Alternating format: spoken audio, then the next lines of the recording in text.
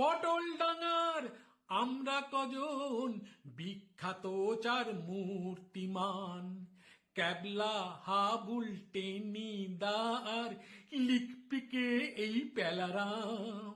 পটল ডাঙার আমরা কজন বিখ্যাত চার মূর্তিমান।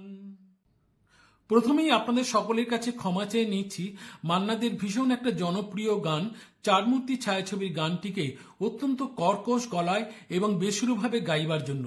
কিন্তু গানটা কেন গাইলাম সে কথা বলবো আপনাদের। আমরা এখন দাঁড়িয়ে আছি মধ্য কলকাতার একটি গলিপথের মুখে।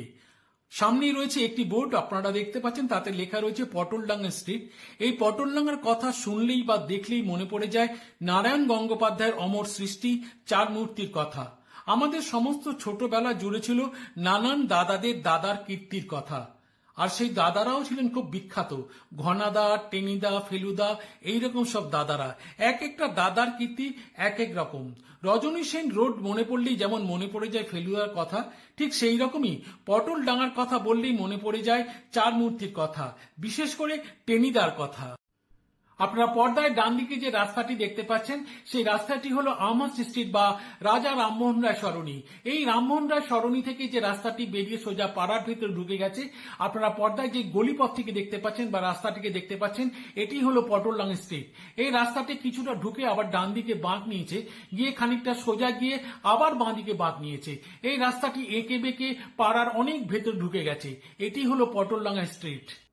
আমাদের প্রিয় শহর কলকাতা জুড়ে রয়েছে গাছের পাতার শিরা উপশিরার মতন নানান ছোট বড় রাস্তা, নানান গলিপথ, গলির গলি তস্য গলিপথ এবং কানা গলিপথ, যেন গলির আর শেষ নেই।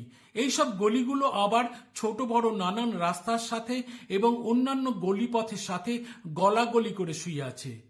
এই প্রসঙ্গে মান্নাদের আরেকটি গানের লাইন মনে পড়ে যাচ্ছে, সেই গলিতেই ঢুকতে গিয়ে হোঁচট খেয়ে দেখি বন্ধু সে যে বিপদ আমার দাঁড়িয়ে আছে কি। পটলডাঙ্গা স্ট্রিটে ঢুকে আমি এমন একটা সরু গলিপথের সন্ধান পেয়েছি যে সেই গলিপথটাকে আপনাদেরকে দেখানোর লোকটা আমি সামলাতে পারছি না। এই যে বাড়িটা দেখছেন, এই বাড়িটার ডান দিকে রয়েছে সেই সরু গলিপথ। আপনারা দেখছেন সরু গলিপথটিকে, এই যে ভদ্রলোক খবরের কাজ পড়ছিলেন দাঁড়িয়ে, তার ডান দিকে যে গলিপথটা, সেই গলিপথটি হলো আমাদের আজকের দ্রষ্টব্য। আর গলিপথের মুখে আমি দাঁড়িয়ে আছি, বাড়িগুলো দেখানোর চেষ্টা করছি। এই রাস্তাটাও কিন্তু পটলডাঙ্গা স্ট্রিট। এইবারে আমরা এই বাড়িটার ডান দিকে যে সরু গলিপথ আছে সেখানে ঢুকবো। এই গলিপথটার খবর আপনারা জানেন কিনা জানি না, বা আপনারা কখনো এখানে এসেছেন কিনা জানি না, তবে এখানে আমি আজকে প্রবেশ করব। এটি হচ্ছে পটলডাঙ্গা স্ট্রিটের একটা বাইলেন, কিন্তু এই রাস্তাটির নামও হলো পটলডাঙ্গা স্ট্রিট। পটলডাঙ্গা স্ট্রিটের মধ্যে দিয়ে ঢুকে, মানে আমার স্ট্রিট দিয়ে পটলডাঙ্গা স্ট্রিটের মধ্যে দিয়ে ঢুকে কিছুটা গিয়ে ডান দিকে টার্ন নিয়ে আবার যদি ডান দিকে টার্ন নিই, যে বাড়িটার ছবি আপনাদের দেখিয়েছি সেই ছবি দিয়ে সেই বাড়িটার পাশ দিয়ে যে গলিটা গেছে, সেই গলিটা দেখুন। আমি সেই গলির মধ্যে দিয়ে যাচ্ছি। গলিটা কতখানি সংকীর্ণ আপনারা বুঝতেই পাচ্ছেন। দুজন মানুষ পাশাপাশি হাঁটতে পারে না।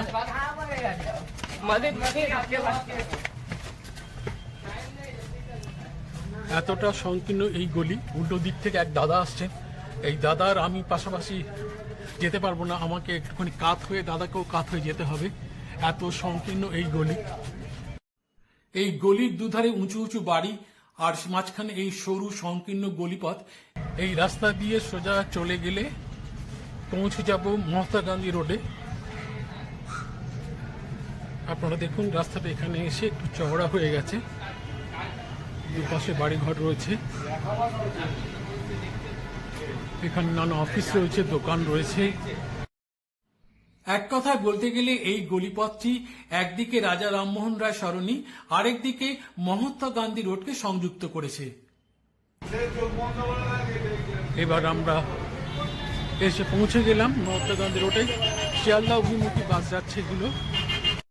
আপনারা দেখছেন বাসে লোক ওঠানামা করছে। এই রাস্তার বাঁ দিক দিয়ে সোজা চলে যাওয়া যায় শিয়ালদা স্টেশনে, আর ডান দিক দিয়ে গেলে চলে যাওয়া যাবে আমহার্স্ট স্ট্রিট বা রাজা রামমোহন রায় সরণিতে। ভিডিওটি প্রথম থেকে দেখার জন্য আপনাদের সকলকে জানাই আন্তরিক শুভেচ্ছা ও অভিনন্দন। সবাই খুব ভালো থাকবেন, সুস্থ থাকবেন এবং আনন্দে থাকবেন। নমস্কার।